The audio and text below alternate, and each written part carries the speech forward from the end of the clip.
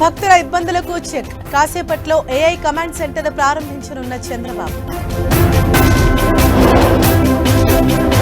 తమిళనాడుకు CM Revanth Reddy vote చోరీ సమావేశానికి హాజరు.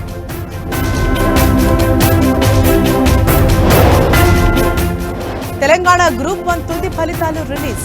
హైకోర్టు తీర్పుతో అర్ధరాత్రి రిలీజ్ చేసిన టీజీపీఎస్సీ. పల్నాడు జిల్లా చిలకలూరిపేటలో కారు ప్రమాదం. 2 మృతి, మరో 3కి గాయాలు.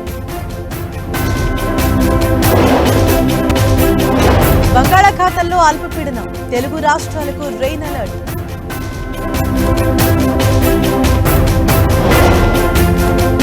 నేడు ఢిల్లీలో వరల్డ్ ఫుడ్ ఇండియా ప్రోగ్రాం ప్రారంభించనున్న ప్రధాని మోదీ.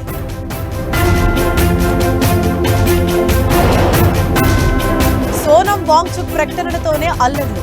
లేహ్లో రగడపై కేంద్ర హోంశాఖ కీలక ప్రకటన. తిరుమలలో వైభవంగా బ్రహ్మోత్సవాలు. చినశేష వాహనంపై శ్రీవారి ఊరేగింపు. వెనిజులా రాజధాని సమీపంలో భూకంపం. రిక్టర్ స్కేలుపై 6.2 తీవ్రతతో భూకంపం.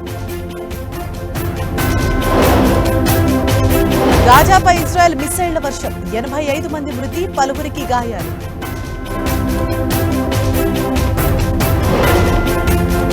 మరోసారి వక్రబుద్ధి చాటుకున్న పాక్. యుద్ధంలో తామే గెలిచినట్లు పుస్తకాల్లో పాఠాలు.